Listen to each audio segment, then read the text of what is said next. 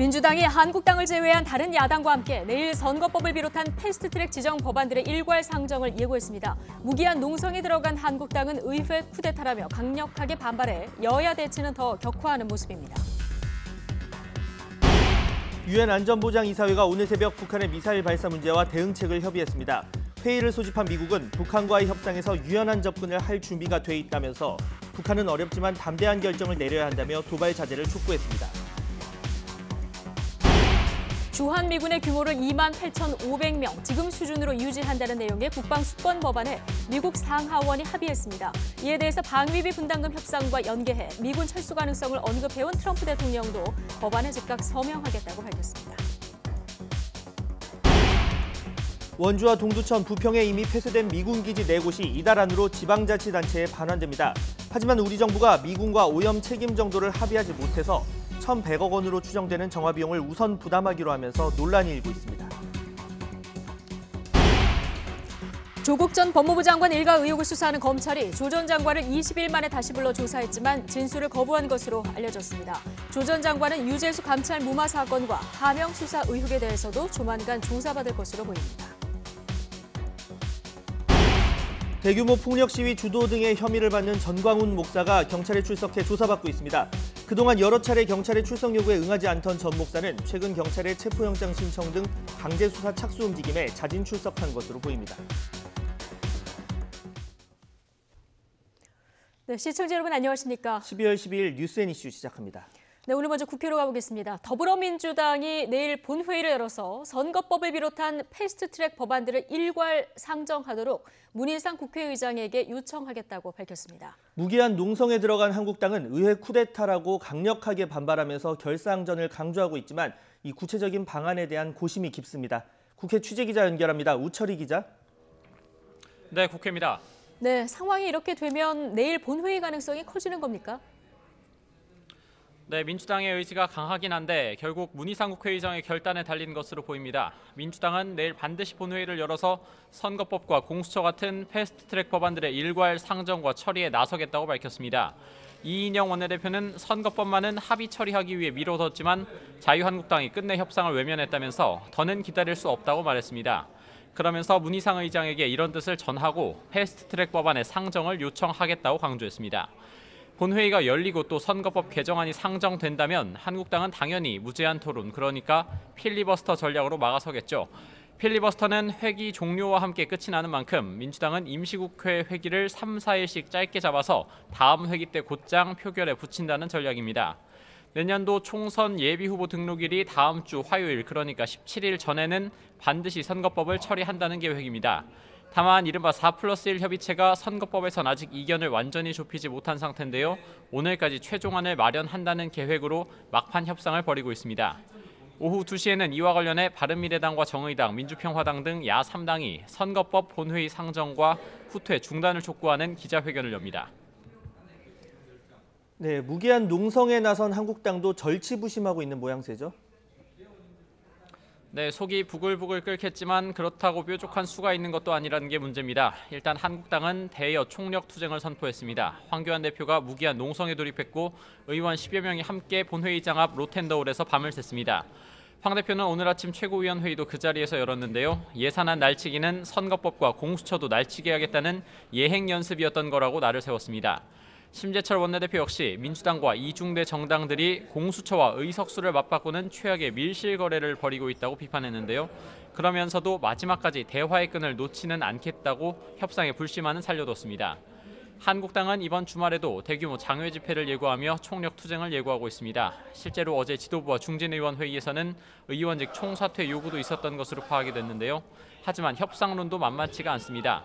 예산안처럼 일방적으로 다 내주는 최악의 상황이 올 수도 있는 만큼 선거법과 공수처법은 최대한 실익을 끌어내는 게 낫다는 겁니다.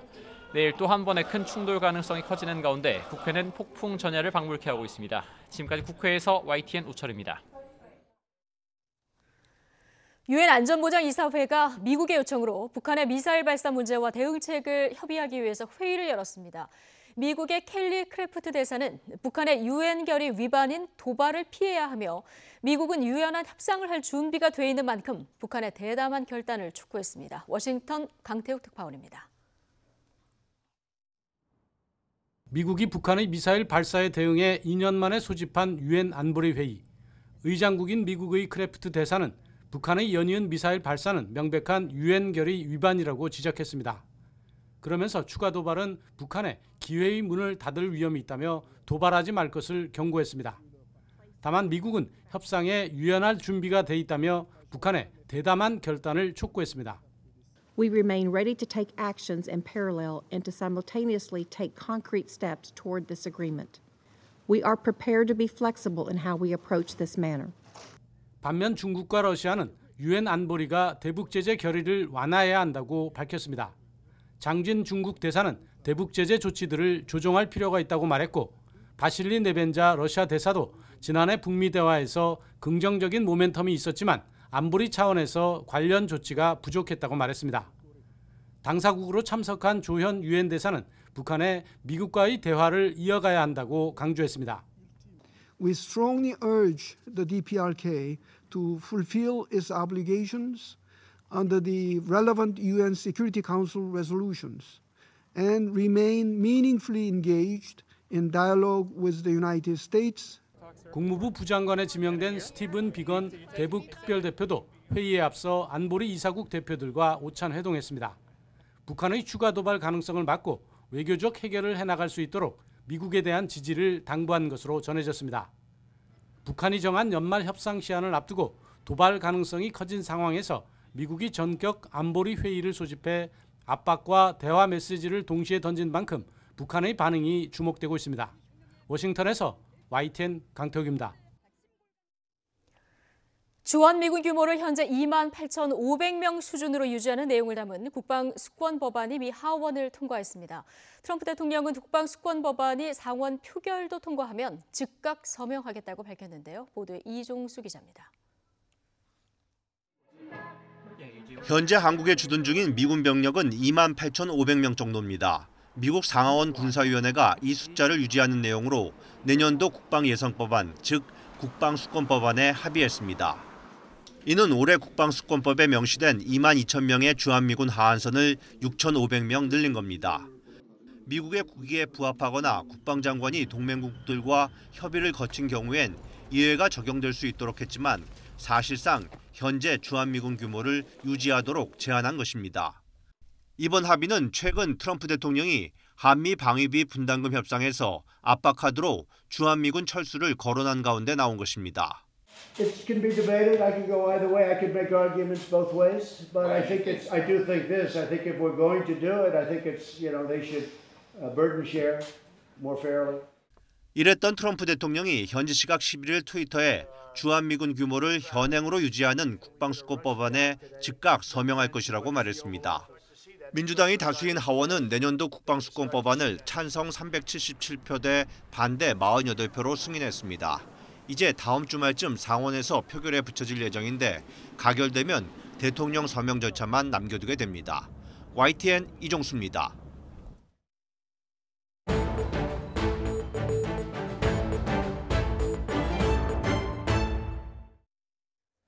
한미 양국이 폐쇄된 미군 기지 4곳을 즉시 반환하고 또 서울 용산에 있는 미군 기지 반환 협의도 공식적으로 개시하기로 했습니다.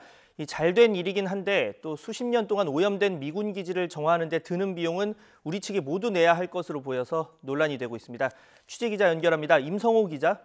네, 통일외교안보부입니다. 네, 한미 양국이 서울 용산에 있는 이 미군 기지 반환 협의를 공식적으로 개시했다고요?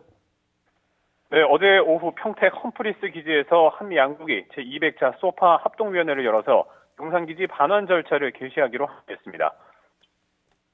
인원과 시설 대부분이 평택 기지로 이전한 상황에서 용산공원 조성 계획이 너무 지연되지 않도록 하기 위한 결정이었다고 설명했습니다. 이로써 지난 2004년에 한미 양국이 용산기지 이전 협정을 체결한 이후 15년 만에 용산기지 반환 절차가 공식적으로 시작됐습니다. 네, 그렇다면 반환 시점 언제쯤으로 예상이 되고 있습니까? 네, 반환 절차가 시작되기는 했지만 실제 반환 승인이 나기까지는 상당한 시간이 걸릴 것 같습니다. 미군 기지 반환은 한미 주둔군 지휘협정, 소파 규정에 따라서 거쳐야 하는 절차가 있습니다. 협상 개시에 이어서 반환 조건과 시기를 협의하고 환경조사와 협의를 거쳐서 반환 승인이 나야만 기지 정화에 들어갈 수 있습니다. 용산기지는 지난 1990년부터 2015년 사이에만 기름 유출 사고가 84건이나 있었던 것으로 미 국방부 자료를 통해 밝혀지기도 했습니다. 그만큼 토양과 지하수 오염이 심각한 것으로 추정되는데요. 환경 오염 정화 기준과 책임을 가리는 데에도 한미 양국의 긴 협상이 예상되는 만큼 반환 승인이 나기까지는 시일이 걸릴 것으로 보입니다. 네, 이 용산기지 말고 이미 폐쇄가 된 다른 미군 기지 4곳은 즉시 반환하는 것으로 양국이 합의를 했는데 어느 곳입니까? 네, 말씀하신 대로 모두 4곳입니다. 먼저 강원도 원주의 캠프 이글과 캠프롱, 또 인천 부평의 캠프 마켓, 경기도 동두천의 캠프 호비 사격장입니다. 이곳들은 지난 2009년과 2011년에 걸쳐서 폐쇄된 뒤 2013년에 반환 절차 협의가 개시됐지만 잘 진전되지 않았습니다. 이곳들은 지난 2014년부터 2016년에 걸쳐서 환경부가 실태 조사를 했는데 토양 내에서 유류 금속 성분이 기준치를 초과해 오염된 것으로 전해졌습니다. 하지만 오염 기준과 정화 책임 등을 놓고 한미 간 이견이 좁혀지지 않으면서 기지도 폐쇄된 상태로 방치돼 왔습니다. 때문에 해당 지역 주민들과 지방자치단체들은 기지의 오염 확산 가능성과 개발 계획 지연 등을 이유로 정부의 조기 반환을 강하게 촉구해왔습니다.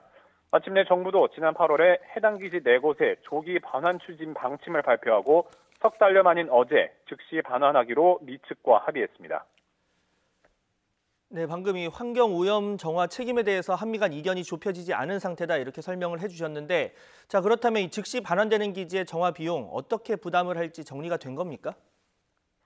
네, 일단 우리 측이 4곳의 정화 비용을 모두 부담하기로 했습니다. 인천 부평의 캠프 마켓에는 773억 원, 강원도 원주와 캠프롱과 캠프 이글, 또 동두천의 캠프 호비 사격증을 다 합하면 1,100억 원쯤의 이 정화 비용이 들어갈 것으로 예상이 됩니다. 정부는 미국 측과 오염 정화 책임과 관련해서 협의를 지속하는 조건으로 이번 즉시 반환에 합의했다고 강조하고 있습니다. 우리 측이 오염 정화와 환경 관리를 시행하면서 미국 측과 협의를 이어가다 보면 미 측의 책임 여하에 따라서 일정한 정화 비용을 청구할 수 있다는 설명입니다.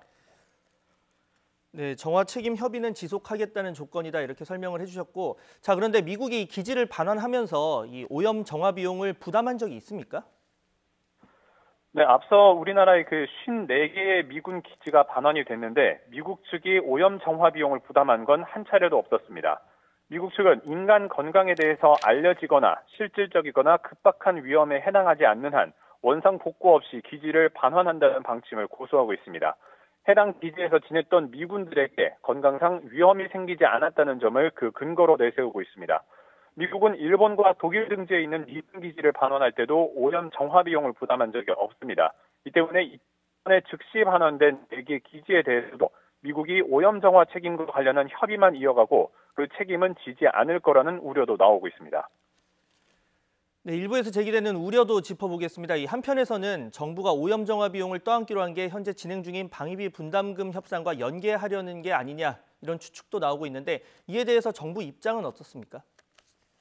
네, 정부 관계자는 이번 기지 반환은 방위비 분담금 협상과는 무관하다고 선을 그었습니다.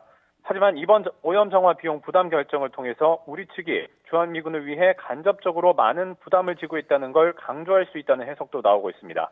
반면에 우리 측이 오염 정화 비용을 부담하기로 한 것을 근거로 미국이 소파 규정 외의 항목인 주한미군 가족 지원 비용과 미군 순환 배치 비용 요구를 합리화할 수도 있다는 우려도 나오고 있습니다. 따라서 방위비 분담금 협상에서 우리 측의 기여를 설명하는 차원에서 오염 정화 비용 부담이 언급될 수는 있지만 분담금 액수에 직접 포함될 가능성은 적다는 분석이 나오고 있습니다. 지금까지 통일외교안보부에서 YTN 임성호입니다. 조국 전 법무부 장관 일가 의혹을 수사하는 검찰이 조 전 장관을 20일 만에 비공개로 불러서 3차 소환 조사를 진행했습니다. 어제 11시간 넘게 조사를 받은 조 전 장관은 앞서 2차례의 조사와 마찬가지로 또다시 진술을 거부한 것으로 알려졌습니다. 이 조 전 장관은 민정수석으로 있을 당시에 유재수 전 부산시 부시장 감찰 무마 사건 등에 대해서도 검찰 조사가 임박한 상황인데 취재기자 연결해서 자세한 내용 들어보겠습니다. 박서경 기자. 네, 서울중앙지검입니다.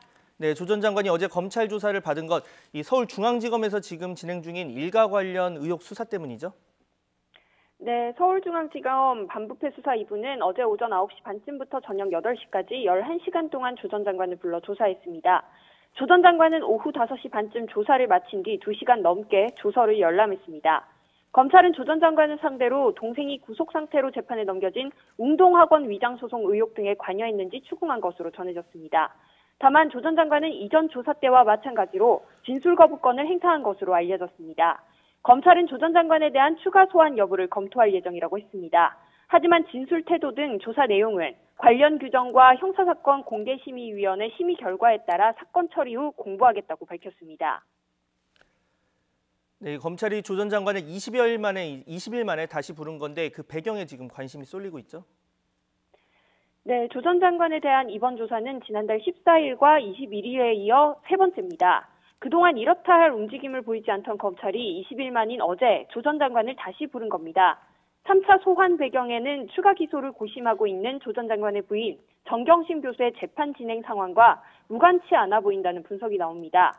앞서 검찰은 정경심 동양대 교수의 사문서 위조 혐의 세 번째 공판 준비 기일에서 공소장 변경 신청을 했지만 받아들여지지 않았습니다.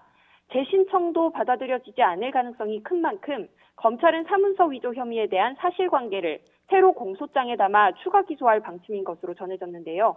검찰은 정 교수의 추가 기소를 고심하면서 조 전 장관을 다시 불러 조사한 것으로 보입니다. 또 조 전 장관을 재판에 넘길지 여부를 검토하기 위해서라도 더는 조사를 미룰 수 없다고 판단한 것으로 분석됩니다. 조 전 장관을 둘러싸고 진행되는 다른 수사에 대한 조 전 장관 조사도 예견되는 만큼 가족 일가 의혹 수사에 대한 마무리 수순이란 전망도 나옵니다. 네, 조 전 장관이 청와대 민정수석이던 시절에 있었던 이 감찰 무마나 또 하명 의혹 관련 수사도 속도를 내고 있습니다. 하지만 수사는 각각 다른 곳에서 진행되고 있다고요? 네, 조 전 장관이 민정수석이던 시절 불거진 의혹에 대한 수사는 말씀하셨듯 크게 두 갈래입니다.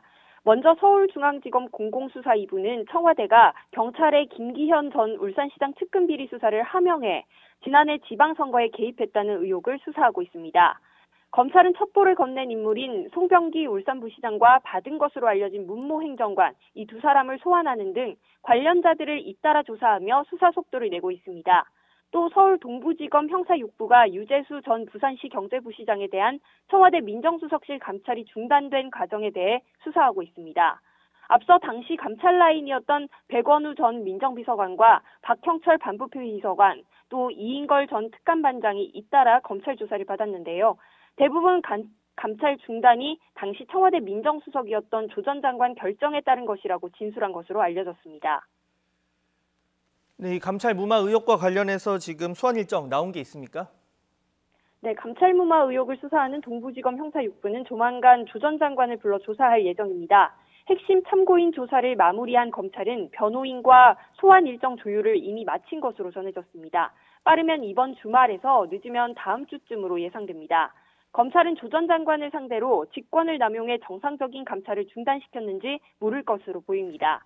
또 여권 핵심 인사들로부터 유재수 부시장에 대한 구명 청탁을 받았는지에 대해서도 진실 공방이 오고 갈 것으로 보입니다. 이와 관련해 김경수 경남지사와 천경득 청와대 행정관 등도 조사를 받았지만 당사자들은 관련 사실을 부인한 것으로 전해졌습니다. 네, 그동안 가족 관련 의혹 등에 대해서 세 차례 모두 진술을 거부했던 조 전 장관이 이 감찰 무마 등 다른 의혹에 대해서는 진술 태도가 다를 것으로 예상된다 이런 말도 나왔는데 어떤 의미입니까? 네, 조 전 장관 측 변호인은 감찰 무마를 결정한 경위 등을 검찰 조사에서 자세히 설명하겠다고 했습니다. 가족 수사와 달리 감찰 무마 의혹은 민정수석 시절 직무와 관련된 만큼 적극 해명할 필요가 있다고 판단한 것으로 보입니다. 앞서 조 전 장관은 첩보 근거가 약해 감찰 중단을 결정했다며 이 민정수석으로서 자신이 중단 결정을 내린 사실을 인정했는데요. 직접 들어보시죠.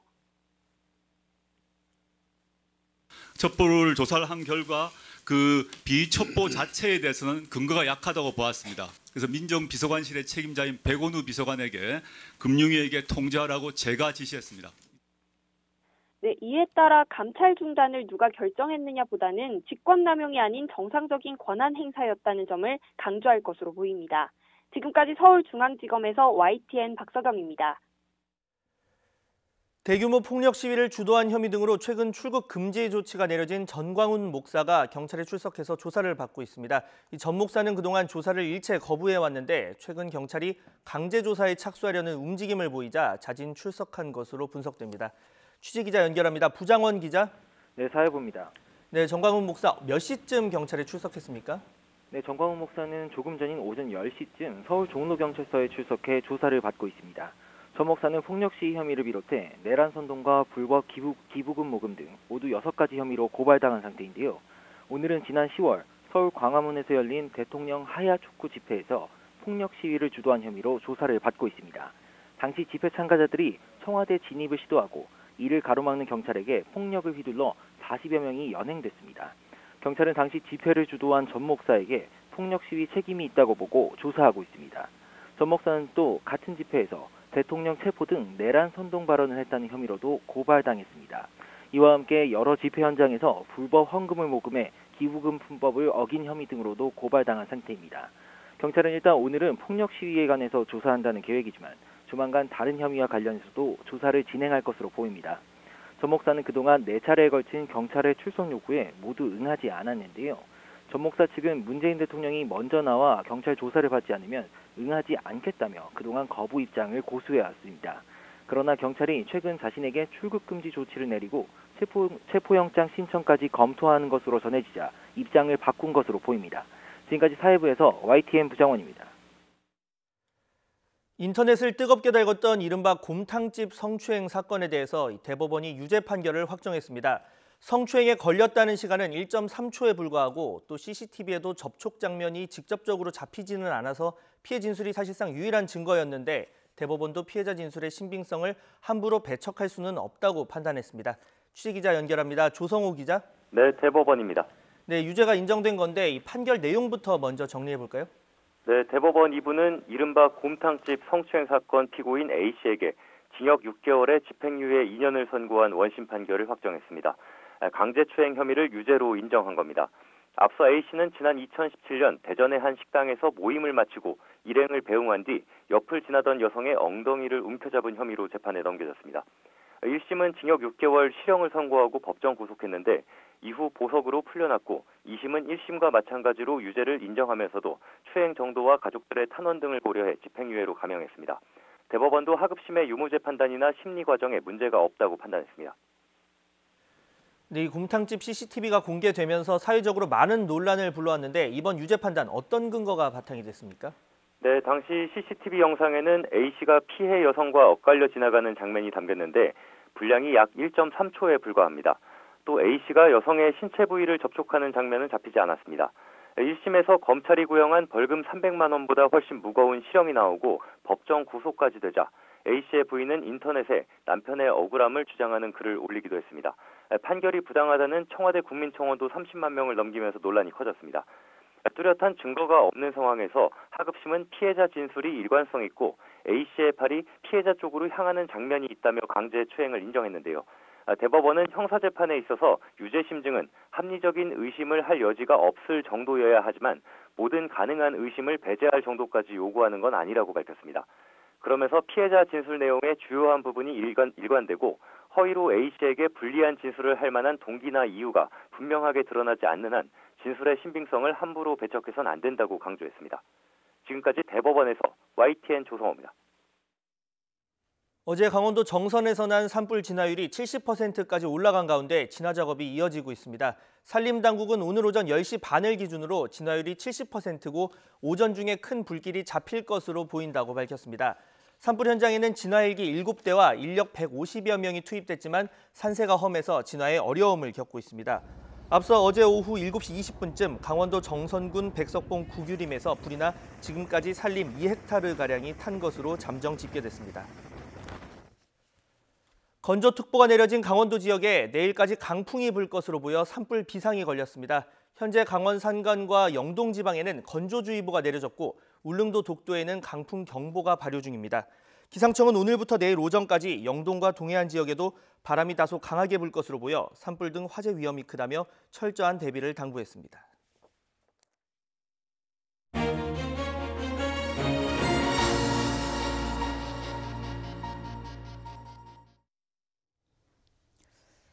네, 경실련이 분석한 문재인 정부 참모진들의 부동산 현황 자료를 두고 공방이 오가고 있습니다. 청와대 측은 이 자료를 소수 사례를 일반화한 거라고 반박하고 자료를 분석한 경실련 측도 재반박에 나섰는데요. 자세한 이야기 나눠보겠습니다. 경제정의 실천시민연합 부동산 건설개혁본부 김성달 국장 전화 연결되어 있습니다. 자, 김 국장님 나와 계시죠? 예, 안녕하세요. 예, 안녕하세요. 먼저 어제 내놓은 자료를 보면은 3년 사이에 평균 한 3억, 상승률로 보면은 약 40% 정도 상승을 한 거고요. 상위 10명만 보면은 평균 한 10억 정도 그 아파트값이 증가했다 이렇게 돼 있습니다. 네. 일단 이 분석 대상에 들어가신 분들은 어떤 분들이고요? 이 기간은 어떻게 되는지 이 부분부터 좀 설명해 주실까요? 그 이제 공직자윤리법에 따라서 고위공직자 4급 이상은 재산을 신고하게 돼 있고 1급 이상은 그 재산 신고한 내역이 국민에게 공개되고 있습니다. 1급 이상이요? 예, 그래서 저희가 이번에 조사한 분들은 청와대 대통령 비서실에 소속돼서 재산을 공개한 1급 이상 고위공직자들의 부동산 재산 현황 중에 저희가 조사를 했고요. 근데 이제 저희가 조사한 분들이 총 2017년부터 2019년까지 재산을 공개한 분들이 총 76명인데 이 중에서 그 보유한 재산을 전체 보진 못했고요. 저래 비교적 시세가 파악이 가능한 아파트나 오피스텔을 보유한 분들은 65명입니다. 이 65명이 100여 건의 아파트나 오피스텔을 보유하고 있다 공개하셨기 때문에 그 100여 건의 그 3년치의 가격 변화가 어떻게 됐는지를 조사해서 발표한 겁니다. 예, 그러니까 1급 이상 전현직 참모진들 3년간 조사를 하셨고 76명, 대상자 76명 중에 이제 아파트나 오피스텔 가지고 있는 65명이 대상이었다 이런 말씀이신 거죠? 예.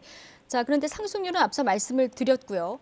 이게 관보에는 보통 공시지가 기준으로 이제 재산 신고를 하잖아요. 이번에 조사하신 거는 공시지가는 저희가 그 관보에는 원래 법에는 공시지가와 실거래가를 다 명시하고 있습니다. 근데 실질적으로 관보에는 공시지가만 공개되고 있는데 이 공시지가가 시세를 반영하지 못한다는 비판을 저희뿐 아니라 매번 지적되고 있기 때문에 국민들에게 이 고위공직자의 재산이 얼마인지를 정확히 전달할 수 없다. 저희가 이거 보고 있기 때문에 여러 차례 차이가 지금 크기 때문에 분석을 발표했고요. 이번에 그 아파트 값이나 오피스텔 그 시세는 국민들도 쉽게 접할 수 있는 KB은행의 부동산 시세 정보를 활용을 했습니다. 그러면 실제 거래되는 가격 그로 조사를 하신 거군요. 네네. 시세는 실제 거래된 가격에 근접해서 매번 그 변동이 되고 있기 때문에 그걸 저희는 반영을 했습니다. 예.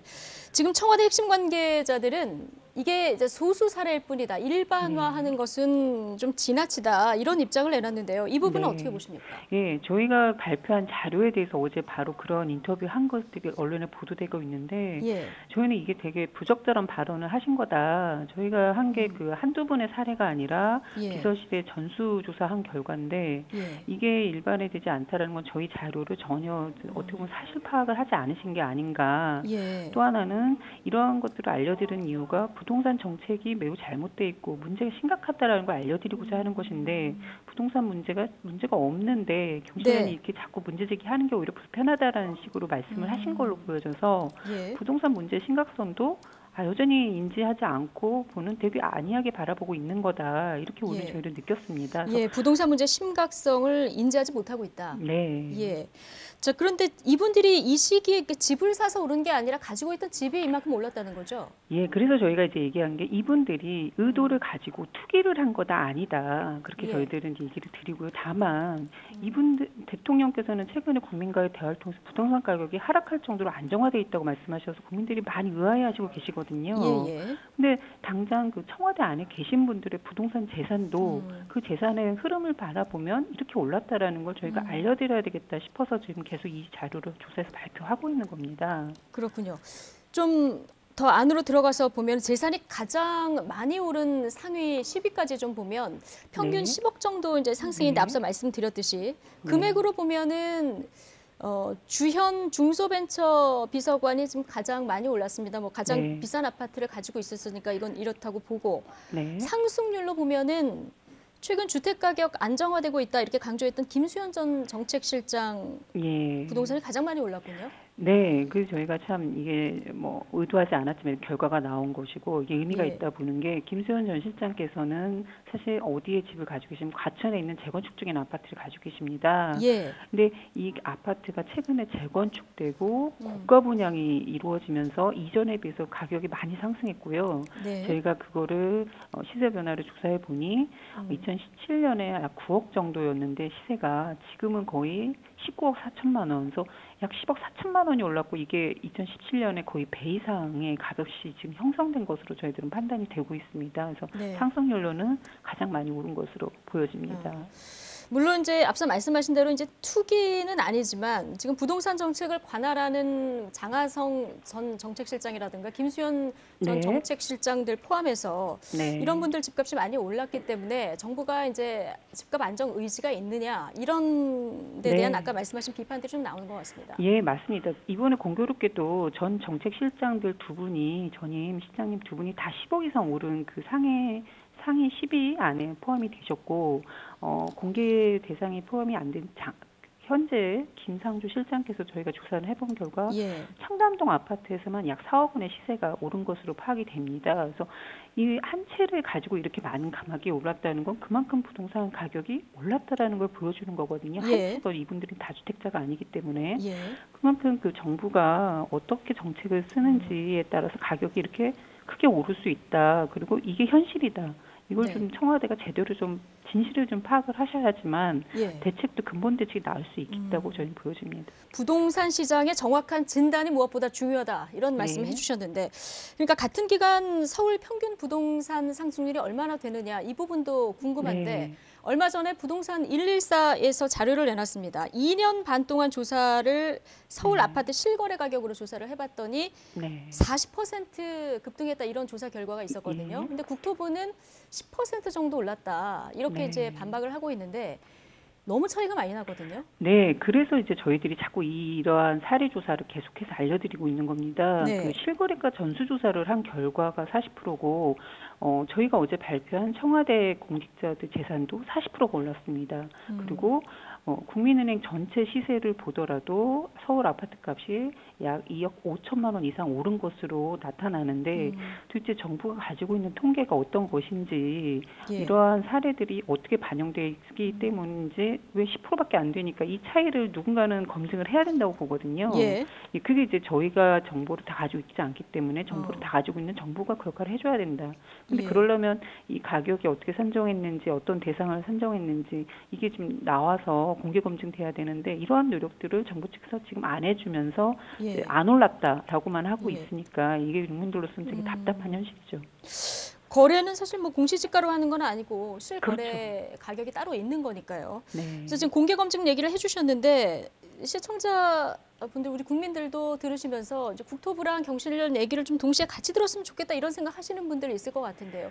예. 혹시 뭐 공개 토론이라던가 이런 네. 부분을 좀 검토하고 계십니까? 예, 저희가 청와대 재산 검증만 한 게 아니라 이런 부동산 가격의 심각성을 알리기 위해서 최근 계속해서 서울의 집값, 서울의 이제 대한민국의 땅값도 연재해서 발표를 했습니다. 이에 대해서 예. 이제 국토부도 정부 통계와 많이 차이가 나기 때문에 당연히 공개 토론회를 하자 이렇게 이제 공식적으로 네. 밝히셨어요. 예. 그리고 저희는 그거에 대해서 적극 참여하겠다라는 의지를 보였고 이번 주에 사실은 하겠다. 이번 주에 하자라고 역제안을 한 상황입니다. 예. 근데 그에 대한 답변은 아직 받지 못한 상황이고요.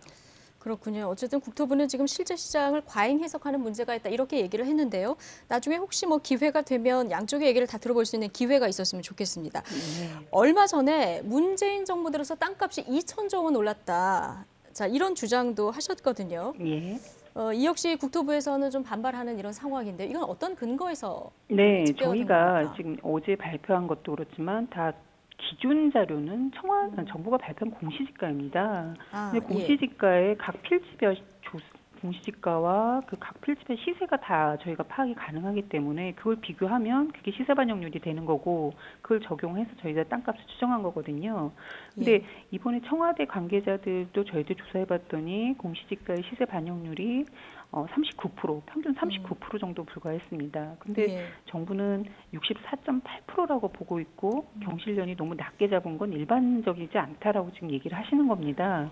그러면 64.8%에 해당되는 게 청와대 안에서도 저희들은 파악을 하지 못했거든요. 예. 그러면 도대체 그거에 대한 근거가 나와야지만 어느 쪽의 진실인지 맞는지 또 어떻게 나아가야 되는 방향이 결정된다. 저희는 이렇게 보고요. 그런 공개검증 자료나 공개검증에 대한 자리가 마련되길 바랍니다. 네. 앞서서 이제 부동산 정책 담당하시는 분들의 현실 인식 문제는 이제 짚어주셨고요. 네. 현 정부 들어서 지금 쓸 수 있는 고강도 부동산 대책들 지금 거의 다 나오고 있습니다. 그런데 집값이 지금 거꾸로 가고 있는 이런 상황, 네. 뭐가 잘못됐다고 보십니까? 예, 저희는 이런 지금의 부동산 가격이 많이 상승했다라는 같은 사실을 바라보고 있으면서도 일부 언론에서는 이게 공급 부족이다, 규제를 네. 너무 했기 때문에 오히려 오른다 이렇게 말씀하시는 거에 절대 동의하지 않습니다. 오히려 정부가 다양한 규제책을 내놨지만 내용을 보면 알맹이가 없는 껍데기였다. 알맹이가 없었다. 예, 공시지가 현실화했다고 국토부가 자화자찬했거든요. 근데 예. 사실 이번 청와대 결과나 저희가 땅값 추정하는 사례 조사를 통해서 보면 오히려 현실화율은 떨어졌습니다. 왜냐하면 집값이 너무 많이 올랐기 때문에 네. 분양가 그럼 상한제도 경실련이 지정이 안 보는 됐고요. 네. 그 부동산 대책의 알맹이는 뭡니까? 저희들은 공시지가 현실화에 대해서 얘기를 하면은 당연히 시세의 80%로 이제 돼야 되고 부동산 유형별 차이가 없어야 된다고 계속해서 제안을 하고 있었거든요. 예. 근데 정부가 지금 한 것은 자료 근거도 하지 못하면서 시세와 많이 차이 나는 64.8%가 맞기 때문에 더 이게 낮다라는 주장 자체를 받아들이지 않고 있어요. 그건 사실이 예. 아니다라고 하니 당연히 64.8%로 이미 현실화가 어느 정도 됐다고 판단한다면 지금 보유세 강화나 공시지가 개선할 의지가 나올 수 있겠냐 이렇게 의심이 될 수밖에 없다는 거죠. 그렇군요. 그러니까 공시지가 현실화 부분 이런 부분들 얘기해 주셨는데 정확한 산출 근거 그리고 네. 진단이 선행돼야 모든 문제가 이제 풀린다 이런 말씀이신 거죠? 네, 왜냐하면 각자의 주장이 있기 예. 때문에 저희는 다 모든 사례 조사한 자료들을 어제 기자님들께도 그렇고 다 보여드리고 있는 상황이라서 예. 정부가 그 근거 자료를 공개해 주시면 논란도 어느 정도 해소되지 않을까 생각합니다. 예, 알겠습니다. 이 부동산 문제는 이렇게 오르고 그런 지역들 보면서 국민들이 상대적으로 박탈감을 많이 느낄 수 있는 부분이라서 정말 정확하고 주요한 대책들이 좀 나왔으면 좋겠다 이런 생각하면서요. 오늘 말씀은 여기까지 듣겠습니다. 김성달 경실련 부동산 건설 개혁본부 국장 전화 연결해봤습니다. 오늘 고맙습니다. 예, 감사합니다.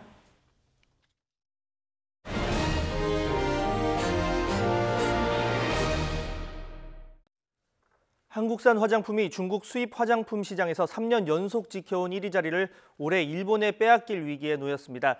글로벌 무역 통계 업체인 글로벌 트레이드 아틀라스는 올해 10월까지 중국의 화장품 수입액을 분석한 결과 일본산이 1년 전보다 34.8%나 급증한 24억 6,900만 달러로 가장 많았고 한국산이 14% 증가한 24억 3,400만 달러로 2위였다고 밝혔습니다. 일본이 비싼 프리미엄 화장품을 중심으로 했던 중국 내 마케팅을 점차 중저가 시장으로 넓히면서 우리 화장품의 입지가 상대적으로 좁아진 것으로 업계에서는 분석했습니다. 대한항공이 최근 한국인 여성 동성 부부를 마일리지를 합산해서 사용할 수 있는 가족으로 인정했습니다. 대한항공은 세계 인권의 날을 앞둔 지난 9일 캐나다에서 발급받은 혼인증명서를 제출한 한국 국적의 40대 여성 부부에 대해서 스카이패스 가족 등록을 해줬다고 밝혔습니다. 이에 따라 동성 부부의 경우도 본인의 마일리지를 사용해서 등록된 가족에게 보너스 항공권을 줄 수 있고 또 가족의 마일리지를 합산해서 보너스 항공권 구입 시 사용할 수 있게 됐습니다. 보건당국이 오늘 오후 국내에서 시판 중인 액상형 전자담배의 성분 분석 결과를 발표합니다. 일부 제품에서 중증 폐질환 관련 의심 성분이 검출된 것을 비롯해서 부처별 대응 방안이 담길 예정인데요. 검출된 의심 성분 중에 미국에서 가장 문제가 된 대마 성분은 없었고 비타민 E 아세테이트와 가약물질, 용매 등이 확인된 것으로 전해집니다. 이 중에 비타민 E 아세테이트는 미국 질병통제예방센터가 중증 폐질환 환자와 관련이 있다고 의심하는 성분 중 하나입니다. 이번 분석 작업은 식품의약품안전처가 담당했으며 유사담배 137개와 일반 담배 16개 등 153개의 액상형 전자담배를 대상으로 의심 성분이 들어있는지, 있다면 양은 얼마나 되는지를 확인했습니다.